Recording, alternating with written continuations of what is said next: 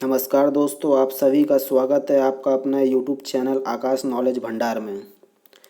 और आज मैं आप लोगों के लिए यूनाइटेड नेशन से जुड़ा हुआ 15 क्वेश्चन का एक सेट लेकर आया हूं, जो कि बेहद ही इम्पोर्टेंट है आपके परीक्षा के लिए।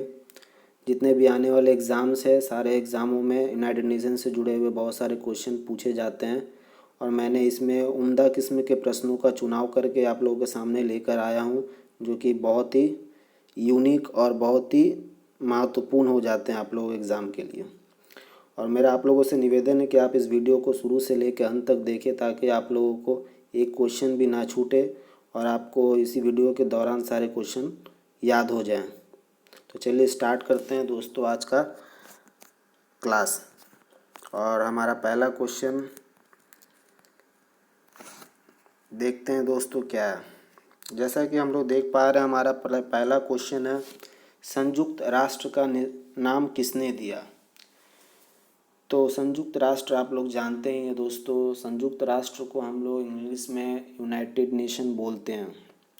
और यूनाइटेड नेशन का जब गठन किया गया था, उस समय इसका नामकरण जो है फ्रैंकलिन डी रूजवेल्ट ने किया था, जो कि डेमोक्रेटिक पार्टी के लीडर थे। तो ऑप्शन ए इसका करेक्ट आंसर होगा, फ्रैंकलिन डी रूजवेल्ट। ए इसका करेक्ट आंसर होगा, A is the right answer. तो चलिए दोस्तों अगले क्वेश्चन पर आते हैं। अगला क्वेश्चन है हमारा, संयुक्त राष्ट्र की स्थापना कब हुई थी। संयुक्त राष्ट्र की स्थापना कब हुई थी। ऑप्शन ए है 23 मार्च 1935, बी है 17 अप्रैल 1947, सी है 26 जून 1945 और डी है 24 अक्टूबर 1945। तो दोस्तों इसका सही आंसर होगा option D. Option D is the correct answer. जो कि यूनाइटेड नेशन है, उसका स्थापना हुआ था 24 अक्टूबर 1945 को। ये बहुत ही बेहद ही इम्पॉर्टेंट प्रश्न है, जो कि बहुत सारे एग्ज़ामों में पूछा गया है दोस्तों, तो इसे याद रखिएगा। बढ़ते हैं अगले क्वेश्चन के ऊपर। तो अगला क्वेश्चन है दोस्तों, संयुक्त राष्ट्र के संस्थापक सदस्य कितने थे। यानी कि यूनाइटेड नेशन के फाउंडर मेंबर्स कितने थे। तो मैं कुछ बातें बता देना चाहता हूँ इसके विषय में दोस्तों। जैसा कि संयुक्त राष्ट्र जब स्थापना हो रहा था, उस समय टोटल 50 सदस्यों ने यूएन चार्टर पर साइन किया था।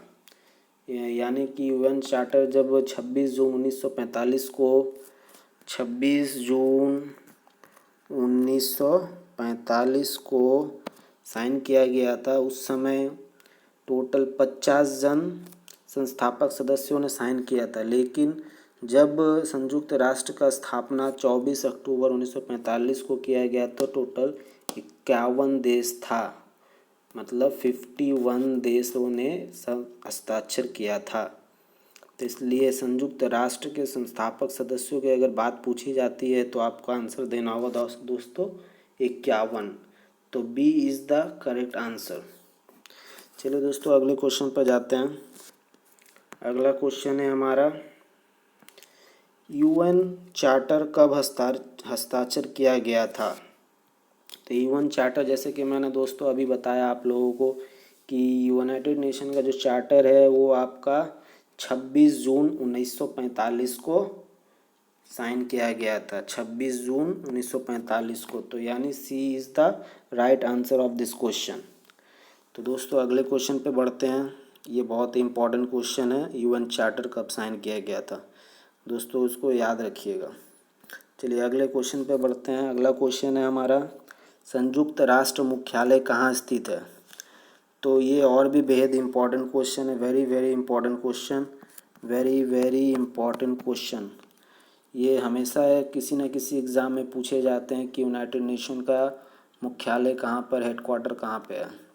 दोस्तों इसका आंसर ऑप्शन दिया हुआ है, A Paris, B Havana, C New York, D London. तो इसका आंसर होगा दोस्तों C New York. C is the correct answer. New York में यूएसए में है, जो न्यूयॉर्क जो है यूएसए में स्थित है, यहाँ पे इसका मुख्यालय स्थित है। इसका अगला क्वेश्चन पे बढ़ते हैं दोस्तों। ये बहुत इंपॉर्टेंट क्वेश्चन है। यूनाइटेड नेशन का जो वर्किंग लैंग्वेज है वो कौन सी है? हर एक संस्था का अपना एक लैंग्वेज होता है जिसको मान्यता प्राप्त करता है, उसी में वो काम काज करता है, उसी भाषा में। तो इसी तरह का एक क्वेश्चन है कि संयुक्त राष्ट्र जो एक बहुत बड़ा संस्था है दुनिया में, इसका कामकाजी भाषा क्या है? तो संयुक्त राष्ट्र की कामकाजी भाषा का ऑप्शन है A English and Spanish, B Chinese and Arabic, C French and Russian, D English and French.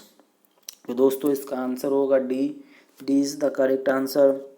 English and French is the working language of United nation.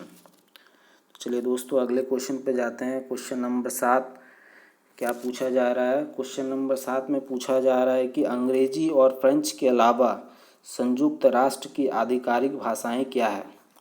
यानी कि मैंने अभी आप लोगों को बताया कि जो यूनाइटेड नेशन है उसके 2 मुख्य भाषा है जिसमें वो लोग काम करते हैं, एक है इंग्लिश, दूसरा है फ्रेंच। उसके अलावा भी और 4 भाषाओं को उन लोगों ने मान्यता प्रदान किया है। वो भाषाएं कौन कौन सी है? तो ऑप्शन ए में है Chinese, Russian, Arabic, Spanish. B में है Polish, Hindi, Urdu, Japanese. C में है Mandarin, Portuguese, Bengali, Urdu. D में है जापानीज़, टर्किश, जर्मन, इटालियन। तो दोस्तों इसका सही आंसर होगा option A. Option A is the correct answer. Chinese, Russian, Arabic, Spanish is the answer. मतलब कि अंग्रेजी और फ्रेंच के अलावा संयुक्त राष्ट्र की जो और भी आधिकारिक भाषाएं हैं वो है चाइनीज़ है, रशियन है, अरबिक है और स्पेनिश है। दोस्तों ये क्वेश्चन बहुत बहुत ज़्यादा इम्पॉर्टेंट है क्योंकि अधिकतर लोगों को ये नहीं पता होते कि संयुक्त राष्ट्र की भाषा क्या क्या, मतलब कौन से भाषा में वो लोग काम करते हैं। तो इसलिए इस लिहाज से ये क्वेश्चन बहुत ज़्यादा इम्पॉर्टेंट है दोस्तों, इसको हमेशा याद रखिएगा। चलिए आगे बढ़ते हैं अगले क्वेश्चन पे। Question number 8। क्वेश्चन नंबर 8 में पूछा जा रहा है दोस्तों कि वर्तमान में कितने सदस्य संयुक्त राष्ट्र में हैं? यानी कि संयुक्त राष्ट्र में टोटल कितने मेंबर हैं, यही इसमें पूछा जा रहा है। तो ऑप्शन ए में है 192, ऑप्शन बी में है 193, ऑप्शन सी में है 194 और ऑप्शन डी में है 195। तो दोस्तों इसका आंसर होगा option number B. Option number B is the correct answer. Total number है 193 is the permanent member of United Nation. दोस्तों इसका आंसर होगा ऑप्शन नंबर बी। ये याद रखिएगा दोस्तों, बहुत ही इंपॉर्टेंट क्वेश्चन है, वेरी वेरी इंपॉर्टेंट क्वेश्चन। चलिए दोस्तों अगले क्वेश्चन पे जाता हूँ। क्वेश्चन नंबर 9 जिसका क्वेश्चन है क्या, संयुक्त राष्ट्र का 193वां सदस्य कौन है? ये कुछ समय पहले की बात है दोस्तों, जब एक और सदस्य जुड़ा था। पहले तो मॉन्टेनेग्रो जो था वो लास्ट था, वो 192 सदस्य था टोटल। लेकिन 2011 में एक देश जुड़ गया जिसके कारण वो सदस्यों की संख्या बढ़कर 193 हो गई थी। तो वो 193 सदस्य कौन था उसी का इसमें क्वेश्चन पूछा गया है। तो दोस्तों इसका ऑप्शन दिया हुआ A the Republic of South Sudan, B Republic of Serbia, C sultanate of Oman, D Montenegro. तो दोस्तों इसका आंसर होगा A is the correct answer. The Republic of South Sudan जिन्होंने 2011 में मेंबरशिप हासिल की थी यूनाइटेड नेशन की, उसी के साथ 193वां देश बन गया था ये यूनाइटेड नेशन का मेंबरशिप में। तो चलिए दोस्तों अगले क्वेश्चन पे आते हैं। Question number 10। क्वेश्चन नंबर 10 में हमारे से पूछा जा रहा है कि संयुक्त राष्ट्र में कौन से 2 देश गैर सदस्य पर्यवेक्षक राज्य हैं? यानी कि 2 नॉन ऑब्जर्वर स्टेट मेंबर। तो ये दोस्तों ऐसे देश होते हैं जिनको संयुक्त राष्ट्र में पूरी तरह से मान्यता मतलब मेंबरशिप नहीं दी जाती है। आंशिक शक्तियों के साथ इन लोगों को कुछ शर्तों के साथ मेंबरशिप दी जाती है, इसको परमानेंट मेंबरशिप नहीं दी गई है। इसी को बोला जाता है मतलब नॉन परमानेंट मेंबर यानी observer state.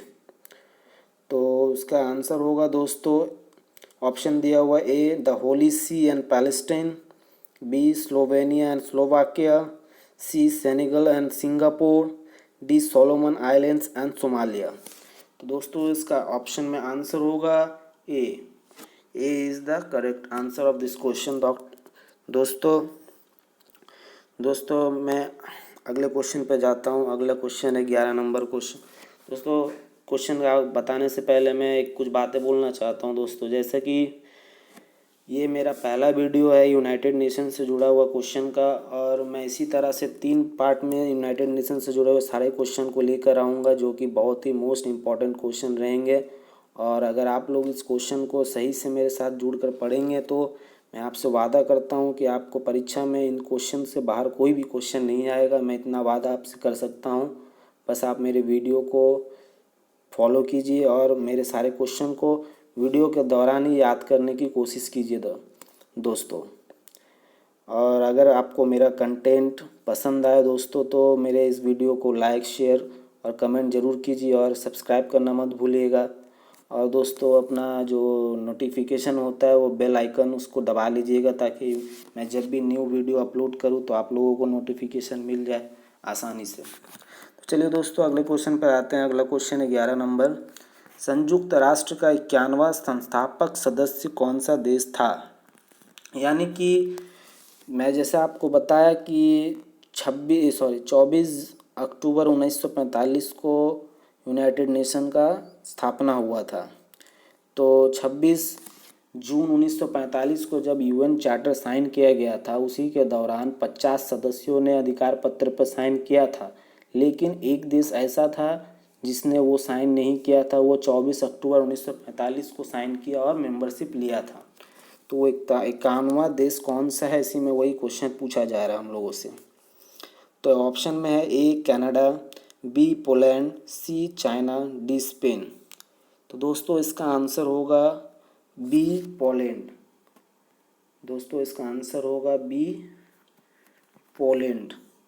Poland is the correct answer of this question.